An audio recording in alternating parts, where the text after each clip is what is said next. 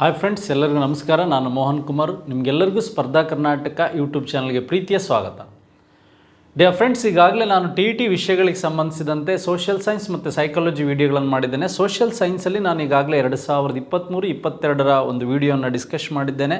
ಹಾಗೆ 2021ರ question paper ವಿಡಿಯೋನ ಇವತ್ತು ನಿಮ್ಮ ಜೊತೆ ಮಾತಾಡ್ತಾ ಇದ್ದೀನಿ. ನೋಡಿ, ಸೋಷಿಯಲ್ ಸೈನ್ಸಲ್ಲಿ ಮೇಜರಾಗಿ 68ಅಲ್ಲಿ ಹಿಸ್ಟ್ರಿ ಕ್ವಶನ್ ಅನಾಲಿಸಿಸ್, ಟೋಟಲ್ 60 ಕ್ವಶನ್ಸಲ್ಲಿ ಹಿಸ್ಟ್ರಿ ಮೆಥಡ್ಸ್ ಮೇಲೆ ಅಥವಾ ಹಿಸ್ಟ್ರಿ ಸಬ್ಜೆಕ್ಟಲ್ಲಿ ಏನೆಲ್ಲ ಪ್ರಶ್ನೆಗಳು ಬಂದಿದೆ ಮತ್ತು ಅದು ಹೇಗೆ ಆ ಕ್ವಶನ್ಸ್ಗಳನ್ನ ಮತ್ತೆ ನಮಗೆ ಕೇಳ್ಬೋದು ಅಂತ ಮಾತಾಡ್ತಾ ಹೋಗೋಣ. ಅದ್ರ ಜೊತೆಗೆ ನಮ್ಮ ಸ್ಪರ್ಧಾ ಕರ್ನಾಟಕ ಅಕಾಡೆಮಿ ಯೂಟ್ಯೂಬ್ ಚಾನಲ್ ಜೊತೆಗೆ ನಮ್ಮದು ಒಂದು ಮೊಬೈಲ್ ಆ್ಯಪ್ ಇದೆ. ಈಗಾಗಲೇ ಅತಿ ಹೆಚ್ಚು ವಿಶೇಷವಾಗಿ ನಮಗೆ ಈ ಸ್ಪರ್ಧಾ ಕರ್ನಾಟಕ ಒಂದು ಏನಿದೆ, ವಿಲೇಜ್ ಅಡ್ಮಿನಿಸ್ಟ್ರೇಟಿವ್ ಆಫೀಸರ್ ಆ್ಯಪಲ್ಲಿ, ನಮ್ಮ ಮೊಬೈಲ್ ಆ್ಯಪಲ್ಲಿ ಇಷ್ಟು ಕೋರ್ಸ್ಗಳು ಅವೈಲೇಬಲ್ ಇದೆ. PDO ಇರ್ಬೋದು, ಲ್ಯಾಂಡ್ ಸರ್ವೇರ್ ಇರ್ಬೋದು, ವಿಲೇಜ್ ಅಡ್ಮಿನಿಸ್ಟ್ರೇಟಿವ್ ಆಫೀಸರ್ ಇರ್ಬೋದು, ಮತ್ತು ಈ ಒಂದು ಲ್ಯಾಂಡ್ ಸರ್ವೇರ್ ಇರ್ಬೋದು, ಹಾಗೆ TET ಮ್ಯಾಥ್ಸ್ ಮತ್ತು ಬೀಟ್ ಫಾರೆಸ್ಟರ್. ಇದರ ಜೊತೆ ಎಲ್ಲ ಸಹ ಆನ್ಲೈನ್ ಕ್ಲಾಸಸ್ಗಳು ಸಿಕ್ಕಿದೆ. ನೀವು ಅದನ್ನು ತಗೋಬೋದು. ರೆಕಾರ್ಡೆಡ್ ವಿಡಿಯೋ ಮತ್ತು ನುರಿತ ಉಪನ್ಯಾಸಕರಿಂದ ನಾವು ವಿಷಯಗಳನ್ನು ಚಾಪ್ಟರ್ ವೈಸು, ಕಂಟೆಂಟ್ ವೈಸು, ಈ ಕಮ್ಯುನಿಕೇಷನ್ ಪೇಪರು, ಹಾಗೆ ನ್ಯೂ ಸಿಲೆಬಸ್ ಏನಿದೆ, ಲ್ಯಾಂಡ್ ರಿಫಾರ್ಮ್ಸಿಂದ ಹಿಡಿದು ಎಲ್ಲ ವಿಷಯಗಳ ಬಗ್ಗೆಯೂ ಸಹ ನಾವು ವಿಡಿಯೋದಲ್ಲಿ ಮಾತಾಡಿದ್ದೆ. ಹಾಗಾದರೆ ನಾವೀಗ ಫಸ್ಟ್ ಪ್ರಶ್ನೆ ಬಗ್ಗೆ ಮಾತಾಡೋಣ. ದ ಏಷ್ಯಾಟಿಕ್ ಸೊಸೈಟಿ ಎಂಬ ಸಂಸ್ಥೆಯು ಅಂತ ಇದೆ, ಸ್ಥಾಪಿಸಿದವರು ಯಾರು ಅಂತಿದೆ. ನೋಡಿ, ನಮಗೆ ವಿಶೇಷವಾಗಿ 3 ಅಂಶಗಳ ಬಗ್ಗೆ ನಮಗಿಲ್ಲಿ ಮಾಹಿತಿ ಬೇಕಾಗುತ್ತೆ. ಏನಾದರೂ TETಯಲ್ಲಿ ಕೇಳಿದರೆ ಬೇಸಿಕ್ ಪಾಯಿಂಟ್ಸ್ ಬಗ್ಗೆ ಕೇಳ್ಬೋದು. ಈ ಒಂದು royal Asiatic society of Bengal ಅಂತ ಏನಿದೆ, ಈ ಬೆಂಗಾಲ್ಗೆ ಸಂಬಂಧಿಸಿದಂಥ ಪ್ರಶ್ನೆ ಏನು ಕೇಳ್ಬೋದು. ನೋಡಿ, 1784ರಲ್ಲಿ ಈ ಭಾರತೀಯ ಕಲೆ ಮತ್ತು ಸಂಸ್ಕೃತಿ ಶಿಕ್ಷಣ, ಭಾರತೀಯ ಕಲೆ ಇರ್ಬೋದು, ಹಾಗೆ ಸಂಸ್ಕೃತಿ ಕಲ್ಚರ್ ಇರ್ಬೋದು, ಹಾಗೆ ಶಿಕ್ಷಣ ಇರ್ಬೋದು, ಎಜುಕೇಷನ್ ಇರ್ಬೋದು, ಈ ಶಿಕ್ಷಣವನ್ನು ಕುರಿತು ಅಧ್ಯಯನ ಮಾಡೋದಕ್ಕೆ ವಿಶೇಷವಾಗಿ ಒಂದು ಸಂಸ್ಥೆಯನ್ನು, ರಾಯಲ್ ಏಷ್ಯಾಟಿಕ್ ಸೊಸೈಟಿ ಆಫ್ ಬೆಂಗಾಲನ್ನು ಕಲ್ಕತ್ತಾದಲ್ಲಿ ಸರ್ ವಿಲಿಯಂ ಜೋನ್ಸ್ರವರು ಸ್ಥಾಪನೆ ಮಾಡಿದರು. ಇವರೆಲ್ಲ ಏನು ಅಂದರೆ ಓರಿಯೆಂಟಲಿಸ್ಟ್. ಈಗ ಶೇಷಾದ್ರಿ ಅಯ್ಯರ್ ಕಾಲದಲ್ಲಿ ಏನು ಮೈಸೂರಲ್ಲಿ ಓರಿಯೆಂಟಲ್ ಲೈಬ್ರರಿ ಸ್ಟಾರ್ಟ್ ಆಯ್ತಲ್ವಾ, ಈ ಭಾರತೀಯ ಕಲೆ ಸಂಸ್ಕೃತಿ ಬಗ್ಗೆ ಎಕ್ಸ್ಕ್ಯಾವೇಷನನ್ನು ಮಾಡಿ ಸಂಶೋಧನೆಯನ್ನು ಕೈಗೊಂಡು ಮತ್ತು ಕೆಲವು ಪುಸ್ತಕಗಳನ್ನು ಟ್ರಾನ್ಸ್ಲೇಷನ್ ಮಾಡೋದಕ್ಕೆ ಒಂದು ರಾಯಲ್ ಏಷ್ಯಾಟಿಕ್ ಸೊಸೈಟಿ ಆಫ್ ಬೆಂಗಾಲನ್ನು ಇವರು ಸ್ಟಾರ್ಟ್ ಮಾಡಿಕೊಂಡ್ರು, ಸರ್ ವಿಲಿಯಂ ಜೋನ್ಸ್ರವರು. ಹಾಗೆ ಈ ಒಂದು ಕಾಳಿದಾಸನ ಅಭಿಜ್ಞಾನ ಶಾಕುಂತಲೆ ಅಂತಕ್ಕಂಥ ನಾಟಕವನ್ನು ಸ್ಯಾನ್ಸ್ಕ್ರಿಟಿಂದ ಇಂಗ್ಲೀಷಿಗೆ ಟ್ರಾನ್ಸ್ಲೇಷನ್ ಮಾಡಿದವರು ಸಹ ಸರ್ ವಿಲಿಯಂ ಜೋನ್ಸ್ರವರು. ಹಾಗಾದರೆ ಈ ಪ್ರಶ್ನೆಗೆ ಸರ್ ವಿಲಿಯಂ ಜೋನ್ಸ್ ಅಂತಕ್ಕಂಥದ್ದು ನಮಗೆ ಆನ್ಸರ್ ಗೊತ್ತಾಯಿತು. ನೆಕ್ಸ್ಟ್ ಮತ್ತೆ ಮುಂದುವರೆದ ಪ್ರಶ್ನೆ ಕೇಳಿದರೆ, 1861ರಲ್ಲಿ ಭಾರತದಲ್ಲಿ ಒಂದು ಫಸ್ಟು ಇಂಡಿಯನ್ ಆರ್ಕಿಯಾಲಜಿ ಡಿಪಾರ್ಟ್ಮೆಂಟ್ ಅಂತಕ್ಕಂಥದ್ದು ಸ್ಟಾರ್ಟ್ ಆಯಿತು. ಈ ಭಾರತೀಯ ಒಂದು ಈ ಪುರಾತತ್ವ ಇಲಾಖೆ ಅಂತಕ್ಕಂಥದ್ದು ಏನು ಸ್ಟಾರ್ಟ್ ಆಯಿತು ಅಂದರೆ ಇದ್ರ ಬಗ್ಗೆ ನಮಗೆ ಮಾಹಿತಿ ಬೇಕಾಗುತ್ತೆ. ಫಸ್ಟ್ ಈ ಭಾರತೀಯ ಪುರಾತತ್ವ ಇಲಾಖೆಯನ್ನು ಸ್ಟಾರ್ಟ್ ಮಾಡಿದವರು ಯಾರು ಅಂದರೆ ಈ ಒಂದು ಕನ್ನಿಂಗ್ ಹ್ಯಾಮ್ ಅಂತಕ್ಕಂಥವ್ರು. ಈ ಅಲೆಕ್ಸಾಂಡರ್ ಕನ್ನಿಂಗ್ ಹ್ಯಾಮ್ ಏನಿದ್ದಾರೆ, ಈ ಅಲೆಕ್ಸಾಂಡರ್ ಈ ಒಂದು ಕನ್ನಿಂಗ್ ಹ್ಯಾಮ್ ಅಂತಕ್ಕಂಥವ್ರು ಸ್ಟಾರ್ಟ್ ಮಾಡಿದರು. ಇವರನ್ನು ನಾವೇನಂತ ಕರಿತೀವಿ, father of Indian archaeology department ಅಂತ ಕರಿತೀವಿ. ಭಾರತದ ಪುರಾತತ್ವ ಇಲಾಖೆಯ ಒಂದು ಪಿತಾಮಹ ಲಾರ್ಡ್ ಅಥವಾ ಅಲೆಕ್ಸಾಂಡರ್ ಕನ್ನಿಂಗ್ ಹ್ಯಾಮ್ ಅಂತ ನಿಮಗೆ ಗೊತ್ತಿರಬೇಕು. ಲೈಕ್ ದಿಸ್, ಇದು 1882ರಲ್ಲಿ ಬ್ರಿಟಿಷ್ ಈಸ್ಟ್ ಇಂಡಿಯಾ ಕಂಪನಿ ಇದಕ್ಕೆ ಹಣ ಕೊಡದೇ ಇದ್ದಾಗ ಈ ಆರ್ಕಿಯಾಲಜಿ ಡಿಪಾರ್ಟ್ಮೆಂಟ್ ನಿಂತೋಯ್ತು. ಅದೇ 1904ರಲ್ಲಿ ಲಾರ್ಡ್ ಕರ್ಜನ್ ಏನು ಮಾಡ್ದ, ಆಧುನಿಕ ಭಾರತದ ಒಂದು ಪುರಾತತ್ವ ಇಲಾಖೆಯನ್ನು ಸ್ಟಾರ್ಟ್ ಮಾಡ್ದ. ಲೈಕ್ ದಿಸ್, ಇದು ಬಿಟ್ಟರೆ ನಮಗೆ ಕ್ವಶನ್ಸ್ ಮತ್ತೇನು ಕೇಳ್ಬೋದು ಅಂದರೆ father of Indian free history ಬಗ್ಗೆ ಕೇಳ್ಬೋದು. Father of Indian free history ಅಂತ. ಈ ಲಿಖಿತ ಆಧಾರಗಳಿಗಿಂತ ಮುಂಚೆ ಭಾರತೀಯ ಪುರಾತತ್ವ ಇಲಾಖೆ ಆದಮೇಲೆ ಪೂರ್ವ ಇತಿಹಾಸದ ಅಥವಾ ಪ್ರಾಗಿತಿಹಾಸದ ಪಿತಾಮಹ ಯಾರು ಅಂತ ನಮಗೆ ಕೇಳಿದರೆ ಈ ಬ್ರೂಸ್ ಅಥವಾ ರಾಬರ್ಟ್ ಬ್ರೂಸ್ಫೂಟ್ ಅಂತಕ್ಕಂಥವ್ರು ಏನಿದ್ದಾರೆ, ರಾಬರ್ಟ್ ಬ್ರೂಸ್ಫೂಟ್ಸ್ ಅಂತಕ್ಕಂಥವ್ರು ಅಥವಾ ರಾಬರ್ಟ್ ಬ್ರೂಸ್ಫೂಟ್ ಅಂತಕ್ಕಂಥವ್ರು ಏನಿದ್ದಾರೆ, ಇವ್ರ ಮೇಲೆ ಕ್ವಶನ್ಸ್ ಕೇಳ್ಬೋದು. ರಾಬರ್ಟ್ ಬ್ರೂಸ್ಫೂಟ್ ಅಂತಕ್ಕಂಥವ್ರು ಏನಿದ್ದಾರೆ, ಇವ್ರ ಮೇಲೆ ಕ್ವಶನ್ಸ್ ಕೇಳ್ಬೋದು. ಇವರನ್ನು ಭಾರತದ ಒಂದು ಪ್ರಾಗಿತಿಹಾಸದ ಪಿತಾಮಹ ಅಂತ ಕರಿತೀವಿ. Father of Indian free history ಅಂತ ಕರಿತೀವಿ. ನೋಡಿ, ನಮಗೆ ಅಲೆಕ್ಸಾಂಡರ್ ಕನ್ನಿಂಗ್ ಹ್ಯಾಮ್ ಮತ್ತು ರಾಬರ್ಟ್ ಬ್ರೂಸ್ಫೂಟ್ ಬಗ್ಗೆ ಗೊತ್ತಾಯಿತು. ಹಾಗಾದರೆ ಮ್ಯಾಕ್ಸ್ ವೆಲ್ಲರ್ ಅಂತಕ್ಕಂಥವ್ರು ಈ ವೇದಗಳಲ್ಲಿ ಅಥವಾ ಆರ್ಯನ್ ಸಿವಿಲೈಸೇಷನಲ್ಲಿ ಮಧ್ಯ ಏಷ್ಯಾದಿಂದ ಬಂದವರು. ಮ್ಯಾಕ್ಸ್ ಮುಲ್ಲರ್ ಅವರು ಒಬ್ಬ ಭಾಷೆ ಅಂದರೆ ಜರ್ಮನಿಯ ಭಾಷಾ ತಜ್ಞ. ಈ Sanskrit is the mother of all language, Sanskrit ಎಲ್ಲ ಭಾಷೆಗಳ ಮಾತೃ ಅಂತ ಹೇಳಿದವನು ಮ್ಯಾಕ್ಸ್ ಮುಲ್ಲರ್. ಇದ್ರ ಮೇಲೆ ಬೇರೆ ಬೇರೆ ಕ್ವಶನ್ಸ್ಗಳನ್ನ ಕೇಳ್ಬೋದು, ಇದ್ರ ಮೇಲೆ ಬೇರೆ ಬೇರೆ ಕ್ವಶನ್ಸ್ಗಳನ್ನು ನಮಗೆ ಕೇಳ್ತಾ ಹೋಗ್ಬೋದು. Like this. ಹಾಗಾದರೆ ಫಸ್ಟ್ ಕ್ವಶನ್ಸ್ಗೆ ನಮಗೆ ಆನ್ಸರ್ ಗೊತ್ತಾಯಿತು. ಕೊಟ್ಟದ ಮತ್ತೊಂದು ಕ್ವಶನ್ಸ್ ನಮಗೆ ಟೆಕ್ಸ್ಟ್ ಬುಕ್ಸಲ್ಲಿರೋ ರೀತಿಯಲ್ಲಿ ಜಗತ್ತಿನ ಮೊಟ್ಟ ಮೊದಲು ಎಂಬ ಕೃತಿಯನ್ನು ರಚಿಸಿದವರು. ನೋಡಿ, ಈ ಒಂದು ಆ್ಯಪ್ ಅಂದರೆ ಆ್ಯಶಪ್ ಸುಟ್ ಅಂತಕ್ಕಂಥವ್ರು ಈ ಕೃತಿಯ ಲೇಖಕರು, ಆ್ಯಶಪ್ ಸೂಟ್ ಅಂತ. ನೋಡಿ, ಆ್ಯಶಪ್ ಸೂಟ್ ಬಗ್ಗೆ ನಮಗೆ ಮಾಹಿತಿ ಗೊತ್ತಾಯಿತು, ಇದ್ರ ಬಗ್ಗೆ ನಮಗೆ ಗೊತ್ತಿರಬೇಕಾದಂಥ ಮಾಹಿತಿ. ಎರಡನೇ ಪ್ರಶ್ನೆಗೆ ಫಸ್ಟ್ ಒನ್ ಆನ್ಸರ್ ಆಯಿತು. ನೆಕ್ಸ್ಟ್ ಅದಾದಮೇಲೆ ನಮಗೆ ಅಮುಕ್ತ ಮೌಲ್ಯ ಎಂಬ ಕೃತಿಯನ್ನು ರಚಿಸಿದವರು ಪ್ರೌಢದೇವರಾಯ, ನಂದಿ ತಿಮ್ಮಣ್ಣ, ಕೃಷ್ಣದೇವರಾಯ, ತೆನಾಲಿ ರಾಮಕೃಷ್ಣ. ಇವರೆಲ್ಲ ವಿಜಯನಗರ ಡೈನೆಸ್ಟಿಯಲ್ಲಿ ಬರ್ತಕ್ಕಂಥ ಪ್ರಮುಖರು ಅಂತಕ್ಕಂಥದ್ದು. ನೋಡಿ, ಗಜಬೆಂಟೆಗಾರ ಪ್ರೌಢದೇವರಾಯನಿಗೆ ಸಂಬಂಧಿಸಿದಂತೆ ನಾವು ನೋಡ್ತಾ ಹೋಗ್ಬೋದು. ನಂದಿ ತಿಮ್ಮಣ್ಣ, ತೆನಾಲಿ ರಾಮಕೃಷ್ಣ ಅಂತಕ್ಕಂಥವನು ಶ್ರೀಕೃಷ್ಣದೇವರಾಯನ ಒಂದು 9 ಜುವೆಲ್ಸ್ 9 ಜನ ವಿದ್ವಾಂಸರಲ್ಲಿ ಇದ್ದಂಥವ್ರು. ಹಾಗಾದರೆ ಅಮುಕ್ತ ಮೌಲ್ಯ ಅಂತಕ್ಕಂಥ ಇವರ ಕೃತಿ ಏನಿದೆ, ಶ್ರೀಕೃಷ್ಣದೇವರಾಯನ ಒಂದು ಅಮುಕ್ತ ಮೌಲ್ಯ ಅಂತಕ್ಕಂಥ ಕೃತಿ ಯಾವ ಭಾಷೆಯಲ್ಲಿದೆ ಅಂತ ಕೇಳ್ತಾರೆ, ತೆಲುಗು ಭಾಷೆಯಲ್ಲಿದೆ ಅದು. ನೋಡಿ, ಇದಕ್ಕೆ ಆನ್ಸರ್ ಯಾರು ಅಂದರೆ ಶ್ರೀಕೃಷ್ಣದೇವರಾಯ, ತೆಲುಗು ಭಾಷೆಯಲ್ಲಿ. ಹಾಗಾದರೆ ಕನ್ನಡ, ತೆಲುಗು ಮತ್ತು ಸಂಸ್ಕೃತದಲ್ಲಿ ವಿದ್ವಾಂಸನಾಗಿದ್ದ ಮತ್ತು ಇವನ ಆಸ್ಥಾನದಲ್ಲಿ 9 ಜನ ವಿದ್ವಾಂಸರಾಗಿದ್ದರು ಶ್ರೀಕೃಷ್ಣದೇವರಾಯನ ಆಸ್ಥಾನದಲ್ಲಿ. ಇದರ ಜೊತೆಗೆ ಈತ ಸಂಸ್ಕೃತದಲ್ಲಿ ಯಾವ್ಯಾವ ಕೃತಿಗಳನ್ನು ರಚನೆ ಮಾಡ್ದ ಅಂತಕ್ಕಂಥದ್ದು. ನೋಡಿ, ಈ ಒಂದು ಜಾಂಬವತಿ ಕಲ್ಯಾಣ ಅಂತಕ್ಕಂಥ ಕೃತಿ ಇರ್ಬೋದು, ಹಾಗೆ ಒಂದು ಉಷಾ ಪರಿಣಯ ಅಂತಕ್ಕಂಥ ಕೃತಿ ಇರ್ಬೋದು, ಹಾಗೆ ಈ ಒಂದು ರಸಮಂಜರಿ ಅಂತಕ್ಕಂಥ ಕೃತಿ ಇರ್ಬೋದು. ಜಾಂಬವತಿ ಕಲ್ಯಾಣ, ಉಷಾ ಪರಿಣಯ ಮತ್ತು ರಸಮಂಜರಿ ಈ 3 ಕೃತಿಗಳನ್ನು ಸಂಸ್ಕೃತದಲ್ಲಿ ಶ್ರೀಕೃಷ್ಣದೇವರಾಯ ಬರೀತಾನೆ. ಈ ಅಮುಕ್ತ ಮೌಲ್ಯ ಅಂತಕ್ಕಂಥ ಕೃತಿ ವಿಜಯನಗರದ ಒಂದು ರಾಜಾಡಳಿತದ ಬಗ್ಗೆ, ಅವರ ಅಡ್ಮಿನಿಸ್ಟ್ರೇಷನ್ ಬಗ್ಗೆ ಹೇಳ್ತಕ್ಕಂಥ ಪ್ರಮುಖ ತೆಲುಗು ಕೃತಿ ಅಂತ ಗೊತ್ತಿರಬೇಕು. ಹಾಗಾದರೆ 3ನೇ ಪ್ರಶ್ನೆಗೆ ನಮಗೆ ಸರಿಯಾದ ಉತ್ತರ ಗೊತ್ತಾಯಿತು, ಶ್ರೀಕೃಷ್ಣದೇವರಾಯ ಇಲ್ಲಿ ವಿಶೇಷವಾಗಿ ನೋಡಿದ್ವಿ. ಹಾಗಾದರೆ ಇರ್ವಿನ್ ನಾಲೆಯನ್ನು ನಿರ್ಮಾಣ ಮಾಡಿಸಿದ ದಿವಾನರು ಅಂತ. ನೋಡಿ, ಇರ್ವಿನ್ ನಾಲೆಗೆ ಸಂಬಂಧಿಸಿದಂತೆ 1912ರಿಂದ 18 ಫಸ್ಟ್ ವರ್ಲ್ಡ್ ವಾರಲ್ಲಿ ದಿವಾನರಿದ್ದಂಥವರು ಸರ್ ಎಂ ವಿಶ್ವೇಶ್ವರಯ್ಯ. ನೋಡಿ, ನಾಲ್ವಡಿ ಕೃಷ್ಣರಾಜ ಒಡೆಯರು 1894ರಿಂದ 1940ರವರೆಗೆ ಮಾಡರ್ನ್ ಮೈಸೂರನ್ನು ಮಾಡಿದಂಥವ್ರು ನಾಲ್ವಡಿ ಕೃಷ್ಣರಾಜ ಒಡೆಯರು. ಅದಕ್ಕಿಂತ ಮುಂಚೆ ಇದ್ದಂಥವರು 10ನೇ ಚಾಮರಾಜ ಒಡೆಯರಿಗೆ ಸಂಬಂಧಿಸಿದಂತೆ ಈ ಒಂದು ಪ್ರಶ್ನೆಗಳನ್ನು ನಮಗೆ ಬೇರೆ ಬೇರೆ ವಿಧಾನದಲ್ಲಿ ಕೇಳ್ಬೋದು. ಆದರೆ ಸರ್ ಮಿರ್ಜಾಯ್ ಇಸ್ಮಾಯಿಲ್ ಅವರ ಕಾಲದಲ್ಲಿ 1927ರಲ್ಲಿ ಈ ಲಾರ್ಡ್ ಇರ್ವಿನ್ ಅಂತಕ್ಕಂಥವ್ರು ಏನು ಮಾಡ್ತಾರೆ, ಮೈಸೂರಿಗೆ ಬರ್ತಾರೆ. ಯಾರು ಅಂದರೆ ಈ ಲಾರ್ಡ್ ಇರ್ವಿನ್ ಅಂತಕ್ಕಂಥವ್ರು ಏನು ಮಾಡ್ತಾರೆ, ಮೈಸೂರಿಗೆ ಬರ್ತಾರೆ. ಈ ಲಾರ್ಡ್ ಇರ್ವಿನ್ ಅಂತಕ್ಕಂಥವ್ರು ಮೈಸೂರಿಗೆ ಬಂದ ನಂತರ ಇಲ್ಲಿ ವಿಶೇಷವಾಗಿ ಏನಾಗುತ್ತೆ ಅಂತಕ್ಕಂಥದ್ದು ನಾವು ನೋಡ್ಬೋದು. ಈ ಕಾವೇರಿ ನದಿಗೆ ಅಥವಾ KRS ಬೆಳೆ ಅಂತಕ್ಕಂಥದ್ದು ಈ ಒಂದು ಇರ್ವಿನ್ ನಾಲೆಯನ್ನು ಸ್ಟಾರ್ಟ್ ಆಗುತ್ತೆ ಇವ್ರ ಕಾಲದಲ್ಲಿ. 3 ದುಂಡು ಮೇಜಿನ ಸಮ್ಮೇಳನಕ್ಕೆ ಹೋದಂಥವರು ಸರ್ ಮಿರ್ಜ್ ಇಸ್ಮಾಯಿಲ್ ಅವರು. ಹಾಗೆ ಸರ್ ಮಿರ್ಜ್ ಇಸ್ಮಾಯಿಲ್ ಅವರು ಈ ಒಂದು ಇರ್ವಿನ್ ನಾಲೆಯನ್ನು ಕಾವೇರಿಯಲ್ಲಿ ನಿರ್ಮಾಣ ಮಾಡಿದ್ರ ಬಗ್ಗೆ ಕ್ವಶನ್ಸ್ ಬರ್ಬೋದು. ಹಾಗೆ ಸರ್ ಮಿರ್ಜ್ ಇಸ್ಮಾಯಿಲ್ ಅವರು ವಿಶೇಷವಾಗಿ ಈ ಭದ್ರಾವತಿಯ VSL ಫ್ಯಾಕ್ಟ್ರಿ ಇರ್ಬೋದು, ಅಥವಾ ಬೆಂಗಳೂರಿನ ಗಣೇಶ ಗಲಭೆ ಇರ್ಬೋದು, ಅಥವಾ ಇವ್ರ ಕಾಲದಲ್ಲಾದಂಥ ಪ್ರಮುಖ ಒಂದು ಬದಲಾವಣೆಗಳನ್ನು ನಾವು ದಿವಾನ್ಸ್ ಪೀರಿಯಡಲ್ಲಿ ಓದ್ತಾ ಹೋಗ್ತೀವಿ.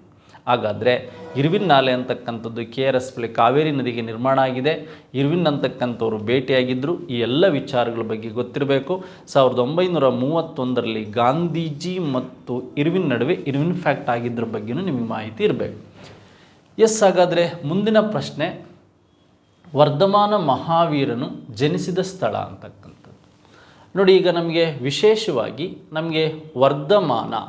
ಈ ವರ್ಧಮಾನ ಮಹಾವೀರ 599ರಿಂದ 527ರವರೆಗೆ ಇವರಿದ್ದರು ಅಂತ. ಹಾಗಾದರೆ ವರ್ಧಮಾನ ಮಹಾವೀರ ಜನಿಸಿದ್ದು ಎಲ್ಲಿ ಅಂದರೆ ಈ ಬಿಹಾರದ ಕುಂಡಲಿ ಗ್ರಾಮದಲ್ಲಿ 599ರಲ್ಲಿ ಜನಿಸ್ತಾರೆ. ಹಾಗಾದರೆ ವರ್ಧಮಾನ ಮಹಾವೀರ ಡೆತ್ ಆಗಿದ್ದೆಲ್ಲಿ ಅಂದರೆ ಈ ಬಿಹಾರದಲ್ಲಿ ಈ 527ರಲ್ಲಿ ಪಾವಪುರಿಯಲ್ಲಿ ಡೆತ್ ಆಗ್ತಾರೆ. ಬಟ್ ಈ ಪ್ರಶ್ನೆಗೆ ಸರಿಯಾದ ಉತ್ತರ ಯಾವುದು ಅಂದರೆ ಕುಂಡಲಿ ಗ್ರಾಮ ಅಂತ. ಹಾಗೆ ನಮಗೆ ವಿಶೇಷವಾಗಿ ಗೌತಮ ಬುದ್ಧ 563ರಲ್ಲಿ BCEನಲ್ಲಿ, ಇವರಿಬ್ಬರು ಸಹ BCನಲ್ಲಿ ಬರ್ತಾರೆ, ಬಿಫೋರ್ ಕಾಮನ್ ಇರೋದಲ್ಲಿ ಬರ್ತಾರೆ. 563ರಲ್ಲಿ ಗೌತಮ ಬುದ್ಧ ಜನಿಸಿದ್ದೆಲ್ಲಿ ಅಂದರೆ ನೇಪಾಳದ ಒಂದು ಲುಂಬಿನಿ ವನದಲ್ಲಿ. ಹಾಗಾದರೆ ಈ ಒಂದು ಗೌತಮ ಬುದ್ಧ 483ರಲ್ಲಿ ಈ ಒಂದು ಕುಶಿನಗರದಲ್ಲಿ ಡೆತ್ ಆಗ್ತಾನೆ. ಏನು ಆಗ್ತಾನೆ? ಕುಶಿನಗರದಲ್ಲಿ ಡೆತ್ ಆಗ್ತಾನೆ. ಬಟ್ ಇಲ್ಲಿ ಉತ್ತರ ಪ್ರದೇಶದ ಸಾರನಾಥದ ಜಿಂಕೆವನದಲ್ಲಿ ಗೌತಮ ಬುದ್ಧ ಅಂತಕ್ಕಂಥವನು ತನ್ನ ಪ್ರಥಮ ಬೋಧನೆಯನ್ನು ಮಾಡಿದ್ದೆಲ್ಲಿ ಅಂದರೆ ಸಾರನಾಥದಲ್ಲಿ. ಹಾಗಾದರೆ ಮಹಾವೀರ ವರ್ಧಮಾನಿಗೆ ಸಂಬಂಧಿಸಿದಂಥ ಜನನ ಮರಣ, ಹಾಗೆ ಗೌತಮ ಬುದ್ಧನಿಗೆ ಸಂಬಂಧಿಸಿದಂಥ ಜನನ ಮರಣದ ಸ್ಥಳಗಳು, ಮತ್ತು ಫಸ್ಟ್ ಟೀಚಿಂಗ್ ಪಾಳಿ ಭಾಷೆಯಲ್ಲಿ ಗೌತಮ ಬುದ್ಧ ನೀಡಿದ್ದು ಸಾರನಾಥದಲ್ಲಿ, ಈ ಎಲ್ಲ ಕಾನ್ಸೆಪ್ಟ್ಗಳ ಬಗ್ಗೆ ನಿಮಗೆ ಮಾಹಿತಿ ಬೇಕು. ನೆಕ್ಸ್ಟ್ ಹಾಗಾದರೆ ವಾತಾಪಿಕೊಂಡ ಎಂಬ ಬಿರುದು ಪಡೆದ ಪಲ್ಲವರ ರಾಜ ಯಾರು ಅಂತ ಇದೆ. ಶಿವಸ್ಕಂದವರ್ಮ, ಮಹೇಂದ್ರವರ್ಮ, ಅಪರಿಜಿತ ಪಲ್ಲವ ಅಂತಕ್ಕಂಥದ್ದಿದೆ. ಏಕೆ ಅಂದರೆ ವಿಶೇಷವಾಗಿ ಇದಕ್ಕೆ 1ನೇ ನರಸಿಂಹವರ್ಮ ಅಂತ ನೀವು ಓದಿರ್ತೀರ. 1ನೇ ನರಸಿಂಹವರ್ಮ ನೋಡಿ, ಮಹೇಂದ್ರವರ್ಮನನ್ನು ಪುಲಿಕೇಶಿ ಸೋಲಿಸಿದ್ರ ಬಗ್ಗೆ ನಾವು ಓದ್ತಾ ಹೋಗ್ತೀವಿ. ಹಾಗೆ ನಾವು ಈ ಪುಲಿಕೇಶಿ ಮತ್ತು ಇವನ ನಡುವೆ ಆದಂಥ ಈ ಒಂದು ವಿಶೇಷವಾದ 642ರಲ್ಲಿ ಆದಂಥ ಘಟನೆ ಏನು ಅಂತ ಬೇಕು ನೋಡಿ. ಈ 1ನೇ ನರಸಿಂಹವರ್ಮ ಇಮ್ಮಡಿ ಪುಲಿಕೇಶಿಯನ್ನು ಸೋಲಿಸಿ 13 ವರ್ಷಗಳ ಕಾಲ ವಾತಾಪಿ ಅಥವಾ ಏನು ಮಾಡ್ತಾನೆ, ಈ ಬಾದಾಮಿಯನ್ನು ವಶಪಡಿಸ್ಕೊಳ್ತಾನೆ ಈ ಪ್ರಥಮ ನರಸಿಂಹವರ್ಮ ಅಂತಕ್ಕಂಥವನು. ಆದರೆ 634ರಲ್ಲಿ ಈ ಒಂದು ಇಮ್ಮಡಿ ಪುಲಿಕೇಶಿ ಮತ್ತು ಹರ್ಷವರ್ಧನನ ನಡುವೆ ಆದಂಥ ಕದನವೇ ಈ ಒಂದು ನರ್ಮದಾ ಕಾಳಗ. ಅದು ಬೇರೆ ನರ್ಮದಾ ಕಾಳಗ ಆಗಿದ್ದು 634ರಲ್ಲಿ. ಹಾಗೆ ಈ ಒಂದು ಪುಲಿಕೇಶಿ ಪಲ್ಲವರನ್ನು ಸೋಲಿಸ್ತಾನೆ ಮಹೇಂದ್ರವರ್ಮ ಇವ್ರನ್ನೆಲ್ಲ. ಹಾಗಾದರೆ ಪುಲಿಕೇಶಿಯನ್ನು ಸೋಲಿಸಿ ಕೊಂದಂತಹ ಒಬ್ಬ ಪಲ್ಲವರ ವ್ಯಕ್ತಿ ಯಾರು ಅಂದರೆ 1ನೇ ನರಸಿಂಹವರ್ಮ. ಈತನಿಗೆ ವಾತಾಪಿಕೊಂಡ 13 ವರ್ಷಗಳ ಕಾಲ ವಾತಾಪಿಯನ್ನು ಏನು ಮಾಡ್ತಾನೆ, ಈತ ವಶಪಡಿಸಿಕೊಂಡಿದ್ರ ಬಗ್ಗೆ ನಮಗೆ ಮಾಹಿತಿ ಬೇಕಾಗುತ್ತೆ. ಹಾಗಾದರೆ ಮುಂದಿನ ಪ್ರಶ್ನೆ, ಅಲ್ಲಾವುದ್ದೀನ್ ಖಿಲ್ಜಿ ಪ್ರಮುಖ ದಂಡನಾಯಕನಾಗಿದ್ದ. ನೋಡಿ, ಅಲ್ಲಾವುದ್ದೀನ್ ಖಿಲ್ಜಿ ಯಾರ ಪ್ರಮುಖ ದಂಡನಾಯಕನಾಗಿದ್ದ? ಗಾಜಿ ಮಲ್ಲಿಕ್ ಇದೆ, ಜಲಾಲುದ್ದೀನ್ ಇದೆ, ಶಂಕರಾಚಾರ್ಯ ಇದ್ದರೆ, ಬಸವೇಶ್ವರ ಇದೆ. ನೋಡಿ, ಅಲ್ಲಾವುದ್ದೀನ್ ಖಿಲ್ಜಿ ಯಾರ ಆಸ್ಥಾನದಲ್ಲಿ ಫಸ್ಟ್ ಇದ್ದ ಅಥವಾ ಯಾರ ಅಧೀನದಲ್ಲಿದ್ದ ಅಂದರೆ ಜಲಾಲುದ್ದೀನ್ ಖಿಲ್ಜಿ. ಈತ ಖಿಲ್ಜಿ ಸಂತತಿಯ ಸ್ಥಾಪಕ. ಈತ ಯಾರು ಅಂದರೆ ಖಿಲ್ಜಿ ಸಂತತಿಯ ಸ್ಥಾಪಕ. ಜಲಾಲುದ್ದೀನ್ ಖಿಲ್ಜಿ ಅಲ್ಲಾವುದ್ದೀನ್ ಖಿಲ್ಜಿಯ ಚಿಕ್ಕಪ್ಪ ಮತ್ತು ಜಲಾಲುದ್ದೀನ್ ಖಿಲ್ಜಿಯನ್ನು ಮಗಳನ್ನು ಅಲ್ಲಾವುದ್ದೀನ್ ಖಿಲ್ಜಿ ಮದುವೆ ಆಗಿರ್ತಾನೆ. ಒಂದು ಸೈಡಲ್ಲಿ ಮಾವ ಆಗ್ತಾನೆ, ಒಂದು ಸೈಡಲ್ಲಿ ಚಿಕ್ಕಪ್ಪ ಆಗ್ತಾನೆ. ಹಾಗಾದರೆ ಜಲಾಲುದ್ದೀನ್ ಖಿಲ್ಜಿಗೆ ಸಂಬಂಧಿಸಿದಂಥ ಪ್ರಶ್ನೆ ಇಲ್ಲೇನು ಕೇಳ್ಬೋದು ಅಂತ. ಅಲ್ಲಾವುದ್ದೀನ್ ಖಿಲ್ಜಿಯನ್ನು ಜಲಾಲುದ್ದೀನ್ ಖಿಲ್ಜಿ ದಕ್ಷಿಣ ಭಾರತದ ಒಂದು ದೇವಗಿರಿಯ ದಂಡನಾಯಕನಾಗಿ ಏನು ಮಾಡ್ತಾನೆ, ನೇಮಕ ಮಾಡ್ತಾನೆ.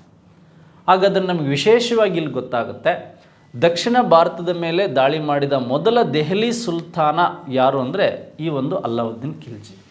ಹಾಗೆ ದಕ್ಷಿಣ ಭಾರತದ ಮೇಲೆ ದಾಳಿ ಮಾಡಿದಂಥ ಒಬ್ಬ ಪ್ರಮುಖ ಒಂದು ಮೊಘಲ್ ಚಕ್ರವರ್ತಿ ಯಾರು ಅಂದರೆ ಅಕ್ಬರ್ ಅಂತ ಗೊತ್ತಿರಬೇಕು. ಹಾಗಾದರೆ ಜಲಾಲುದ್ದೀನ್ ಖಿಲ್ಜಿಯ ನಂತರ ಅಧಿಕಾರಕ್ಕೆ ಬಂದವನು ಅಲ್ಲಾವುದ್ದೀನ್ ಖಿಲ್ಜಿ. ಹಾಗೆ ನವ ಮುಸಲ್ಮಾನರು ಮಂಗೋಲರ ಬಗ್ಗೆ ಮಾತಾಡಿದ್ದು ಈ ಜಲಾಲುದ್ದೀನ್ ಖಿಲ್ಜಿ ಅಂತಕ್ಕಂಥದ್ದು ಗೊತ್ತಿರಬೇಕು. ಈ ಪ್ರಶ್ನೆಗೆ ಉತ್ತರ ಜಲಾಲುದ್ದೀನ್ ಖಿಲ್ಜಿ. ದಕ್ಷಿಣ ಭಾರತದ ಮೇಲೆ ದಾಳಿ ಮಾಡಿದ ಮೊದಲ ದೆಹಲಿ ಸುಲ್ತಾನ ಅಲ್ಲಾವುದ್ದೀನ್ ಖಿಲ್ಜಿ. ಹಾಗಾದರೆ ಜಗತ್ತು ಮಾಯೆ, ಬ್ರಹ್ಮ ಮಾತ್ರ ಸತ್ಯ ಎಂಬ ಪ್ರತಿಪಾದಿಸಿದವರು ಯಾರು? ನೋಡಿ, ವಿಶೇಷವಾಗಿ ನಾವು ಈ ಒಂದು ಅಹಂ ಬ್ರಹ್ಮಾಸ್ಮಿ, ಈ ಬ್ರಹ್ಮಾಸ್ಮಿ ಅಂತಕ್ಕಂಥದ್ದೇನಿದೆ, ಈ ಅಹಂ ಬ್ರಹ್ಮಾಸ್ಮಿ ಅಂತಕ್ಕಂಥ ಹೇಳಿದವರು ಜಗತ್ತು ಮಾಯೆ ಬ್ರಹ್ಮ ಮಾತ್ರ ಸತ್ಯ ಅಂತ ಹೇಳಿದವರು ಯಾರು ಅಂದರೆ ಶಂಕರಾಚಾರ್ಯರು. ಶಂಕರಾಚಾರ್ಯರ ಸಿದ್ಧಾಂತದಲ್ಲಿ ಹೇಳ್ತಾರೆ, ಶಂಕರಾಚಾರ್ಯರ ಸಿದ್ಧಾಂತ ಯಾವುದು ಅಂದರೆ ಅವರ ಒಂದು ಅದ್ವೈತ ಸಿದ್ಧಾಂತ. ಈ ಅದ್ವೈತ ಸಿದ್ಧಾಂತದಲ್ಲಿ ಜೀವಾತ್ಮ ಮತ್ತು ಪರಮಾತ್ಮ ಒಂದೇ ಅಂತ ಹೇಳ್ತಾರೆ, ಬೇರೆ ಬೇರೆ ಅಲ್ಲ, ಒಂದೇ ಅಂತ ಹೇಳ್ತಾರೆ.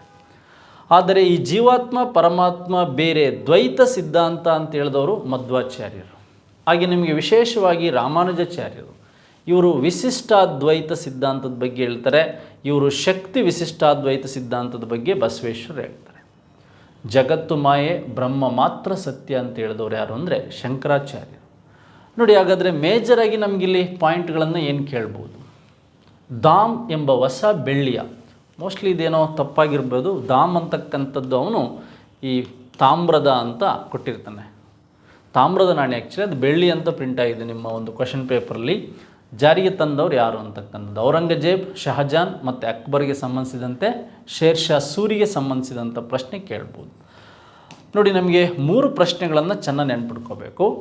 ಈ ಧಾಮ್ ಅಂತಕ್ಕಂತಹ ಒಂದು ನಾಣ್ಯವನ್ನು ತಂದು ಆ ದೇವನಾಗರಿ ಲಿಪಿಯಲ್ಲಿ ದಾಮ್ ನಾಣ್ಯಗಳ ಮೇಲೆ ತನ್ನ ಹೆಸರನ್ನು ಬರೆಸ್ತಕ್ಕಂಥವನು ಯಾರು ಅಂದರೆ ಈ ಶೇರ್ ಶಾ ಸೂರಿ ಅಂತಕ್ಕಂಥವನು. ಈ ಶೇರ್ ಶಾ ಸೂರಿಯನ್ನು ನಾವೇನಂತ ಕರಿತೀವಿ? ಆಧುನಿಕ ರೂಪಾಯಿ ಪಿತೃ ಅಂತ ಕರಿತೀವಿ. ಶೇರ್ ಶಾ ಸೂರಿಯನ್ನು ಅಂತ ಕರಿತೀವಿ ನಾವು? ಆಧುನಿಕ ರೂಪಾಯಿ ಪಿತೃ ಅಂತ ಕರಿತೀವಿ. ಹಾಗೆ ನಾವು ವಿಶೇಷವಾಗಿ ಈ ಇಲ್ತಮಷನನ್ನು ಏನಂತ ಕರಿತೀವಿ ಅಂದರೆ ವಿಶೇಷವಾಗಿ ರೂಪಾಯಿ ಪೂರ್ವಜ ಅಂತ ಕರಿತೀವಿ. ರೂಪಾಯಿ ಪೂರ್ವಜ ಯಾರು ಅಂದರೆ ಇಲ್ತಮಷ್. ಹಾಗೆ ನಮಗೆ ದ ಪ್ರಿನ್ಸಸ್ ಆಫ್ ಮನಿಯರ್ಸ್, ಈ ಒಂದು ಹಣಗಾರರ ರಾಜ ಅಂತ ಯಾರಿಗೆ ಕರಿತೀವಿ ಅಂದರೆ ಮೊಹಮ್ಮದ್ ಬಿನ್ ತುಘಲಕ್ಕನಿಗೆ ಕರಿತೀವಿ. ಯಾರಿಗೆ ಕರಿತೀವಿ? ಮೊಹಮ್ಮದ್ ಬಿನ್ ತುಘಲಕ್. ಈ 3 ಕ್ವಶನ್ಸ್ ಗೊತ್ತಿರಬೇಕು. ಈ ಶೇರ್ ಶಾ ಸೂರಿಯ ನಾಣ್ಯ ಪದ್ಧತಿಯನ್ನು ಬ್ರಿಟಿಷರು 1835ರಲ್ಲಿ ಮಾಡರ್ನಾಗಿ ಕಾಪಿ ಮಾಡಿದರು. ಶೇರ್ ಶಾ ಸೂರಿಯ ಕಂದಾಯ ಪದ್ಧತಿಯನ್ನು ಅಕ್ಬರ್ ಕಾಪಿ ಮಾಡ್ದ. ಇದು ನಿಮಗೆ ಟ್ರಂಕ್ ರೋಡ್ ಸಿಸ್ಟಮ್ ಬಗ್ಗೆ ಇದೆಲ್ಲ ಶೇರ್ ಶಾ ಸೂರಿಯ ಸಾಧನೆ ಬಗ್ಗೆ ತಿಳ್ಕೊಂಡಿರ್ತೀರ. ಹಾಗಾದರೆ ದಾಮ್ ಅಂತಕ್ಕಂಥ ತಾಮ್ರದ ನಾಣ್ಯವನ್ನು ತಂದವನು ಶೇರ್ ಶಾ ಸೂರಿ. ನೋಡಿ, ವಿಶೇಷವಾಗಿ ಅಕ್ಬರ್ ಮತ್ತು ಶಹಜಾನ್ ಮತ್ತು ಔರಂಗಜೇಬ್ ಸಾಧನೆಯನ್ನು ಮೊಘಲ್ ಡೈನೆಸ್ಟಿಯಲ್ಲಿ ನಾವು ಮಾತಾಡ್ತಾ ಹೋಗ್ತೀವಿ. ನೆಕ್ಸ್ಟ್ ಅದಾದಮೇಲೆ 2ನೇ ಶಿವಾಜಿ ಎಂದು ಪ್ರಸಿದ್ಧನಾಗಿದ್ದ ಪೇಶ್ವೆ. ನೋಡಿ, ಇಲ್ಲಿ ಪೇಶ್ವೆಗಳ ಬಗ್ಗೆ ನಮಗೆ ಮಾಹಿತಿ ಬೇಕಾದರೆ ಈತ 1ನೇ ಪೇಶ್ವೆ. ನೆಕ್ಸ್ಟ್ ವಿಶೇಷವಾಗಿ ಇವರು 2ನೇ ಪೇಶ್ವೆ, ಇವರು 3ನೇ ಪೇಶ್ವೆ. ಹಾಗಾದರೆ 4ನೇ ಅಥವಾ ಕೊನೆಯ ಪೇಶ್ವೆ, 4ನೇ ಅಂತ ಬೇಡ, ಕೊನೆಯ ಪೇಶ್ವೆ ಅಂತ ನಮಗೆ ಕೇಳಿದರೆ 2ನೇ ಬಾಜಿರಾವ್ ಅಂತ ನೆನಪಿರಬೇಕು. ನೋಡಿ, ಈ ಶಿವಾಜಿಯ ಮೊಮ್ಮಗ ಸಾಹುನಿಂದ ಮೊದಲ ಪೇಶ್ವೆ ಆದನು ವಿಶ್ವನಾಥ ಪೇಶ್ವೆ. ವಿಶ್ವನಾಥ ಪೇಶ್ವೆ ನಂತರ ಬಂದಂಥವನು ಯಾರು ಅಂದರೆ ಈ 1ನೇ ಬಾಜಿರಾವ್ ಅಂತಕ್ಕಂಥವನು. ಈ 1ನೇ ಬಾಜಿರಾವನು ಈ ಮರಾಠರನ್ನು ಒಟ್ಟುಗೂಡಿಸಿದ್ದಂತ. ಮರಾಠರನ್ನು ಏನು ಮಾಡ್ತಾನೆ? ಒಟ್ಟುಗೂಡಿಸ್ತಾನೆ. ಮರಾಠರನ್ನು ಒಟ್ಟುಗೂಡಿಸಿದ್ದರಿಂದ ಇವನಿಗೇನಾಗ್ತಾರೆ? 2ನೇ ಶಿವಾಜಿ ಅಂತ ಕರಿತೀವಿ. ಈತನಿಗೆ 1ನೇ ಬಾಜಿರಾವ್. ಹಾಗಾದರೆ ಬಾಲಾಜಿ ಬಾಜಿರಾವ್ ಕಾಲದಲ್ಲಿ ಆದಂಥ ಪ್ರಮುಖ ಬದಲಾವಣೆಗಳೇನು ಮತ್ತು ಅದರ ವಿಶೇಷ ಅಂಶಗಳೇನು ಅಂತಕ್ಕಂಥದ್ದು ನಮಗೆ ಗೊತ್ತಿರಬೇಕು. ವಿಶೇಷ ಅಂಶಗಳೇನು ಅಂತಕ್ಕಂಥದ್ದು ಗೊತ್ತಿರಬೇಕು ನಮಗೆ. ಈಗ ವಿಶ್ವನಾಥ್ ಆದಮೇಲೆ 1ನೇ ಬಾಜಿರಾವ್, ಬಾಜಿರಾವ್ ಆದಮೇಲೆ ಬಾಲಾಜಿ ಬಾಜಿರಾವ್. ಹಾಗಾದರೆ ಕೊನೆಯ ಪೇಶ್ವೆ 2ನೇ ಬಾಜಿರಾವ್ ಅಂತ ಗೊತ್ತಿರಬೇಕು. ಲೈಕ್ ದಿಸ್, ಕೊನೆಯ ಪೇಶ್ವೆ ನಮಗೆ ಈ ಬಾಜಿರಾವ್ ಸೆಕೆಂಡ್ ಅಂತಕ್ಕಂಥದ್ದು ಗೊತ್ತಿರಬೇಕು. ಬಾಜಿರಾವ್ ಸೆಕೆಂಡ್ ಬಗ್ಗೆ ನಮಗೆ ಕ್ವಶನ್ಸ್ ಬಂದರೆ, ಈತನ ದತ್ತುಪುತ್ರ ಡಾಟರ್ ಲ್ಯಾಬ್ ಪಾಲಿಸಿ ಇಂಪ್ರೂವ್ಮೆಂಟ್ ಆಯ್ತಲ್ವಾ, ಈತನ ದತ್ತುಪುತ್ರ ಯಾರು ಅಂದರೆ ನಾನಾ ಸಾಹೇಬ್ ಅಂತ. ಈತನ ದತ್ತುಪುತ್ರ ಯಾರು ಅಂದರೆ ನಾನಾ ಸಾಹೇಬ್ ಅಂತ. ನೋಡಿ, ನಮಗೀಗ 10th ಕ್ವಶನ್ಸಿಗೆ ಆನ್ಸರ್ ಗೊತ್ತಾಯಿತು. 1ನೇ ಬಾಜಿರಾವ್ ಫಸ್ಟ್ ಅಂತಕ್ಕಂಥದ್ದು ರೈಟ್ ಆನ್ಸರ್. ನೋಡಿ, ನಾವೀಗ ಈ ಪ್ರಶ್ನೆಗಳಿಗೆ ಉತ್ತರವನ್ನು ಹುಡುಕೊಂಡ್ವಿ. ಹಾಗಾದರೆ ನಮಗೀಗ first, second, third and fourth ಈ ಒಂದು ಅಥವಾ ಕೊನೆ 4ನೇದು ಅನ್ನೋದಕ್ಕಿಂತ ದ ಲಾಸ್ಟ್ ಅಂತಕ್ಕಂಥ ಒಂದು ಪೇಶ್ವೆ ಯಾರು ಅಂದರೆ 2ನೇ ಬಾಜಿರಾವ್ ಅಂತ ಗೊತ್ತಾಯಿತು. ನೆಕ್ಸ್ಟ್ ನಮಗೆ ಮತ್ತೊಂದು ಪ್ರಶ್ನೆ ಮಾಡರ್ನ್ ಹಿಸ್ಟ್ರಿಯಲ್ಲಿ ಬಂದಿದೆ. ನೀಲಿ ನೀರಿನ ನೀತಿಯನ್ನು ಜಾರಿಗೆ ತಂದವರು, ಈ ಬ್ಲೂ ವಾಟರ್ ಪಾಲಿಸಿಯನ್ನು ಜಾರಿಗೆ ತಂದವರು ಯಾರು ಅಂತ. ನೋಡಿ, ಬ್ಲೂ ವಾಟರ್ ಪಾಲಿಸಿಯನ್ನು ಜಾರಿಗೆ ತಂದಿದ್ದು ಮತ್ತು ಅದರ ವಿಶೇಷ ಅಂಶಗಳೇನು ಅಂತ ನಮಗೆ ಗೊತ್ತಿರಬೇಕು. ನೋಡಿ, the first sea route of India, ಭಾರತಕ್ಕೆ ಹೊಸ ಜಲಮಾರ್ಗವನ್ನು 1498ರಲ್ಲಿ ತಂದಂಥವನು ವಾಸ್ಕೋ ಡಿ ಗಾಮ. ನೋಡಿ, ಅಲ್ಬುಕರ್ಕ ಅಂತಕ್ಕಂಥವನು 1510ರಲ್ಲಿ ಈ ಗೋವಾವನ್ನು ರಾಜಧಾನಿ ಮಾಡಿಕೊಂಡ ಶ್ರೀಕೃಷ್ಣ ದೇವರಾಯನಿಂದ ಅಲ್ಬುಕರ್ಕ. ರಾಬರ್ಟ್ ಕ್ಲೈವ್ ಭಾರತಕ್ಕೆ ಒಬ್ಬ ಗುಮಸ್ತನಾಗಿ ಬಂದು ಭಾರತದಲ್ಲಿ ಒಂದು ಏನು ಲೇಖನಿ ಹಿಡಿಯುವ ಖಡ್ಗವನ್ನು ಹಿಡಿದು ಭಾರತದಲ್ಲಿ ಸಾಮ್ರಾಜ್ಯ ಸ್ಥಾಪಿಸಿದವನು ರಾಬರ್ಟ್ ಕ್ಲೈವ್. 1757ರ ಪ್ಲಾಸಿ ಕದನದ ವಿಜಯ ಹಾಗೆ ಬಕ್ಸರ್ ಕದನದ ವಿಜಯದಿಂದ 1765ರಿಂದ 1773ರವರೆಗೆ ಈ ಒಂದು ಡ್ಯುಯಲ್ ಗೌರ್ಮೆಂಟ್, ದ್ವಿಸರ್ಕಾರ ಪದ್ಧತಿ, ದಿವಾನಿ ರೈಟ್ಸನ್ನು ಇಂಪ್ರೂವ್ಮೆಂಟ್ ಮಾಡಿದವನು ರಾಬರ್ಟ್ ಕ್ಲೈವ್. ಆದರೆ ಫ್ರಾನ್ಸಿಸ್ಕೋ ಡಿ ಅಲ್ಮಿಡಾ ಸಮುದ್ರ ತೀರದ ಮೇಲಿನ ಒಡೆತನ, ಈ ಬ್ಲೂ ವಾಟರ್ ಪಾಲಿಸಿ, ಈ ಒಂದು ನೀಲಿ ಜಲನೀತಿಯನ್ನು ತಂದಂಥವನು ಯಾರು ಅಂದರೆ ಫ್ರಾನ್ಸಿಸ್ಕೋ ಡಿ ಅಲ್ಮಿಡಾ ಅಂತ. ಫ್ರಾನ್ಸಿಸ್ಕೋ ಡಿ ಅಲ್ಮಿಡಾ ಪೋರ್ಚುಗೀಸರಿಗೆ ಸಂಬಂಧಿಸಿದಂತೆ 1498ರಿಂದ 1961ರವರೆಗೆ ಭಾರತದಲ್ಲಿದ್ದರು. ಗೋವಾ ಇವರ ವಶದಲ್ಲಿತ್ತು. ಭಾರತದಿಂದ ಅಥವಾ ಯುರೋಪಿನಿಂದ ಭಾರತಕ್ಕೆ ಬಂದು ಮೊದಲನೇದಾಗಿ ಕೊನೆಯದಾಗಿ ಹೋದಂಥವರು ಈ ಪೋರ್ಚುಗೀಸರು ಅಂತ ನಿಮಗೆ ಗೊತ್ತಿರಬೇಕು. ನೆಕ್ಸ್ಟ್ ಹಾಗಾದರೆ ಈ ಪೋರ್ಚುಗೀಸರಿಗೆ ಸಂಬಂಧಿಸಿದಂಥ ಕಾನ್ಸೆಪ್ಟನ್ನು ನಾವು ಮಾತಾಡಿದ್ವಿ. ನೆಕ್ಸ್ಟ್ ಈ ಕಾನ್ಸೆಪ್ಟ್ ಆದಮೇಲೆ ನಮಗೆ ಪ್ಲಾಸಿ ಕದನ ನಡೆದ ವರ್ಷ ಅಂತ ಕೇಳಿದ್ದಾರೆ. ನೋಡಿ, ಭಾರತದಲ್ಲಿ ಬ್ರಿಟಿಷ್ ಸಾಮ್ರಾಜ್ಯ ಸ್ಥಾಪನೆಗೆ ಕಾರಣವಾದಂಥದ್ದು ಯಾವುದು ಅಂದರೆ ಈ ವೆಸ್ಟ್ ಬಂಗಾಳ್ನಲ್ಲಿ ನಡೆದಂಥ ಪ್ಲಾಸಿ ಕದನ 1757 ಜೂನ್ 23ನೇ ತಾರೀಕು ನಡೆಯುತ್ತೆ. ಹಾಗೆ ಈ ಪ್ಲಾಸಿ ಕದನಕ್ಕೆ ಬ್ಲ್ಯಾಕ್ ಒಂದು ಬ್ಲ್ಯಾಕ್ ಹೋಲ್ ಟ್ರ್ಯಾಜಿಡಿ ಅಂತಕ್ಕಂಥದ್ದೇನಿದೆ ಇದು ಮುಖ್ಯವಾಗಿ ನಾವು ನೋಡ್ತಾ ಹೋಗ್ಬೋದು. ಈ ಬ್ಲ್ಯಾಕ್ ಹೋಲ್ ಟ್ರ್ಯಾಜಿಡಿ ಅಂತಕ್ಕಂಥದ್ದೇನಿದೆ, ಈ ಬ್ಲ್ಯಾಕ್ ಹೋಲ್ ಟ್ರ್ಯಾಜಿಡಿ ಅಂತಕ್ಕಂಥದ್ದು ಕಪ್ಪು ಕೋಣೆ ದುರಂತ ಅಂತ. ಕಪ್ಪು ಕೋಣೆ ದುರಂತವು ಸಹ ಪ್ರಮುಖವಾಗಿರುತ್ತೆ ಅಂತಕ್ಕಂಥದ್ದು ಈ ಬ್ಲಾಸಿ ಕದನ ನಡೆದ ವರ್ಷ ಅಂತ. ಇದು ಮೇಜರಾಗಿ ನಮ್ಗೆ ಗೊತ್ತಿರಬೇಕು. 1757ರಲ್ಲಿ ಪ್ಲಾಸಿ ಕದನ ನಡೆದು ಸುಮಾರು 100 ವರ್ಷಕ್ಕೆ 1857ಕ್ಕೆ ಬ್ರಿಟಿಷರ ದಬ್ಬಾಳಿಕೆ ಮತ್ತು ದೌರ್ಜನ್ಯದ ವಿರುದ್ಧ ನಮಗೆ ಪ್ರಥಮ ಸ್ವತಂತ್ರ ಸಂಗ್ರಾಮ ನಡೆಯುತ್ತೆ. ಹಾಗಾದರೆ ನೆಕ್ಸ್ಟ್ ನಮಗೆ 1761ರಲ್ಲಿ ಭಾರತದಲ್ಲಿ ಪೇಶ್ವೆಗಳು ಅಥವಾ ಮತ್ತು ಈ ಅಫ್ಘಾನ್ ಅಬ್ದಾಲಿ ಮತ್ತು ಪೇಶ್ವೆಗಳ ನಡುವೆ ಏನಾಗುತ್ತೆ, ಈ 3ನೇ ಪಾಣಿಪತ್ ಕದನ ನಡೆಯುತ್ತೆ. ಇದರಲ್ಲಿ ಅಫ್ಘಾನರು ಗೆಲ್ತಾರೆ, ಪೇಶ್ವೆಗಳು ಸೋಲ್ತಾರೆ. ನೆಕ್ಸ್ಟ್ ವಿಶೇಷವಾಗಿ ಈ ಬಕ್ಸರ್ ಕದನ, ಬಿಹಾರದಲ್ಲಿ ನಡೆದಂಥದ್ದು ಬಕ್ಸರ್ ಕದನ 1764ರಲ್ಲಿ ಬ್ಯಾಟಲ್ ಆಫ್ ಬಕ್ಸರ್ ನಡೆಯುತ್ತೆ. ಇಲ್ಲೂ ಸಹ ಬ್ರಿಟಿಷರು ವಿಜಯ ಆಗುತ್ತೆ. ಹಾಗೆ ಈ ಪಾಣಿಪತ್ ಹರಿಯಾಣದಲ್ಲಿ ಬರುತ್ತೆ, ಹಾಗೆ ನಮಗೆ ಬಕ್ಸರ್ ಬಿಹಾರದಲ್ಲಿ ಬರುತ್ತೆ. ಈ ಪ್ಲಾಸಿ ಅಂತಕ್ಕಂಥದ್ದು ಕಾಸಿಂ ಬಜಾರ್ ಅಂತಕ್ಕಂಥ ಪ್ಲೇಸು ವೆಸ್ಟ್ ಬಂಗಾಳಲ್ಲಿ ಬರುತ್ತೆ. ಸಿರಾಜುದ್ದೌಲಾ ಸೋತು ಹೋಗ್ತಾನೆ. ಈ ಪ್ರಶ್ನೆಗೆ ಸರಿಯಾದ ಉತ್ತರ ಆಪ್ಷನ್ 2 ಸ್ನೇಹಿತರೆ. ನೆಕ್ಸ್ಟ್ ಹಾಗಾದರೆ ನಾವು ಮುಂದಿನ ಪ್ರಶ್ನೆ ಏನಿದೆ ಅಂತ ನೋಡೋಣ. ಅಲೆಕ್ಸಾಂಡರ್ ರೀಡ್ ಜಾರಿಗೆ ತಂದ ಕಂದಾಯ ಪದ್ಧತಿ. ನೋಡಿ, ದಿವಾನಿ ಹಕ್ಕು ಪದ್ಧತಿಗಳನ್ನು ಎಲ್ಲಿ ಬಂಗಾಳ, ಬಿಹಾರ, ಒಡಿಸ್ಸಾದಲ್ಲಿ 1765ರಲ್ಲಿ ಇಂಪ್ರೂವ್ಮೆಂಟ್ ಆಯಿತು. ಬಂಗಾಳ, ಬಿಹಾರ ಮತ್ತು ಒಡಿಸ್ಸಾದಲ್ಲಿ. ಹಾಗೆ ಕಾಯಂ ಜಮೀನ್ದಾರಿ ಪದ್ಧತಿ 1793ರಲ್ಲಿ ಈ ಲಾರ್ಡ್ ಕಾರ್ನ್ ವಾಲಿಸ್ ಅಂತಕ್ಕಂಥವನು ಜಾರಿಗೆ ತಂದ. ಹಾಗೆ ಮಹಲ್ವಾರಿ ಪದ್ಧತಿಯನ್ನು 1833ರ ಸುಮಾರಿಗೆ ಲಾರ್ಡ್ ವಿಲಿಯಂ ಬೆಂಟಿಕ್ ಅಂತಕ್ಕಂಥವ್ರು ಇಂಪ್ರೂವ್ಮೆಂಟ್ ಮಾಡಿದರು. ಮತ್ತು ವಿಶೇಷವಾಗಿ ಮಹಲ್ವಾರಿ ಪದ್ಧತಿ ಬಹಳ ಭಾಗದಲ್ಲಿ ಭಾರತದಲ್ಲಿ ರೂಢಿ ಇತ್ತು. ಆಲ್ಟ್ ಮೆಕಾಂಜೆ ಅಂತಕ್ಕಂಥವನೇನಿದ್ದಾನೆ, ಈ ಆಲ್ಟ್ ಮೆಕಾಂಜೆ ಅಂತಕ್ಕಂಥವನು ಫಸ್ಟ್ ಇಂಪ್ರೂವ್ಮೆಂಟ್ ಮಾಡ್ದ. ಆನಂತರ ಬೆಂಟಿಕ್ ಅಂತಕ್ಕಂಥವನು ಈ ಮಹಲ್ವಾರಿ ಪದ್ಧತಿಯನ್ನು ತಂದ.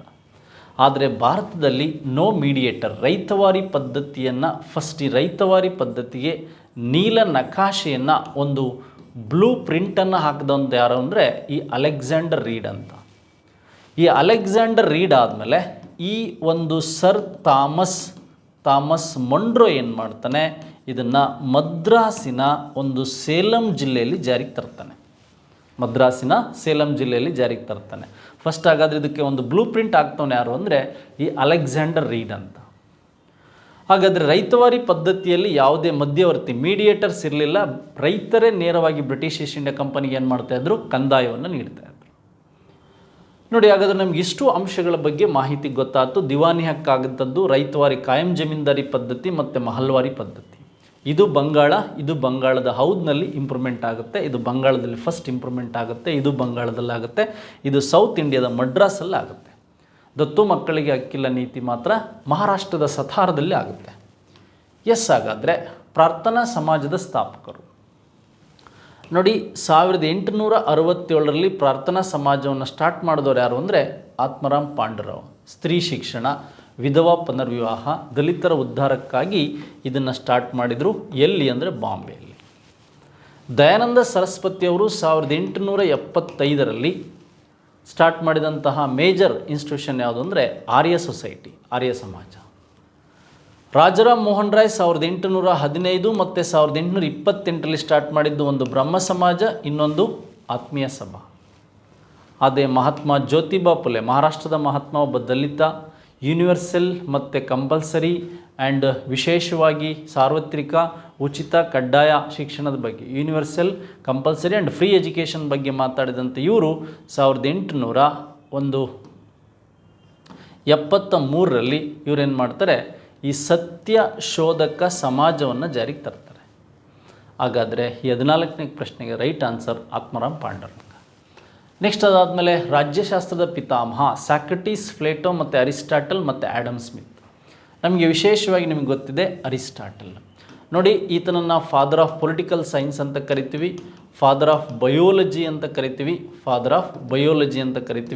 ಹಾಗೆ ಫಾದರ್ ಆಫ್ ಝುವಾಲಜಿ ಅಂತ ಕರಿತೀವಿ.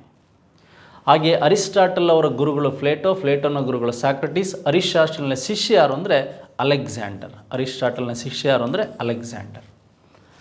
ನೋಡಿ, ಈ ಥರ ಇತಿಹಾಸ ಮತ್ತು ಪೊಲಿಟಿಕಲ್ ಸೈನ್ಸ್ ವಿವಿಧ ವಿಷಯಗಳಿಗೆ ಸಂಬಂಧಿಸಿದಂಥ ಪ್ರಶ್ನೆ 2021ರಲ್ಲಿ ಕೇಳಿದಂಥ TET ಪರೀಕ್ಷೆಯಲ್ಲಿ ಬಂದಂಥ ಪ್ರಶ್ನೆಗಳನ್ನು ನಿಮ್ಮ ಜೊತೆ ಡಿಸ್ಕಷನ್ ಮಾಡಿದ್ದೀನಿ. ಮುಂದಿನ ವಿಡಿಯೋದಲ್ಲಿ ಮತ್ತೊಂದು ವಿಡಿಯೋವನ್ನು ಡಿಸ್ಕಷನ್ ಮಾಡ್ತೀನಿ. ವಿಡಿಯೋ ಇಷ್ಟ ಆಗಿದ್ದರೆ ಇತರರಿಗೆ ಪರಿಚಯಿಸಿ ಅಂತ ಹೇಳ್ತಾ ಈ ವಿಡಿಯೋ ಮುಗಿಸ್ತಾ ಇದ್ದೀನಿ. Thank you very much. ಧನ್ಯವಾದಗಳು.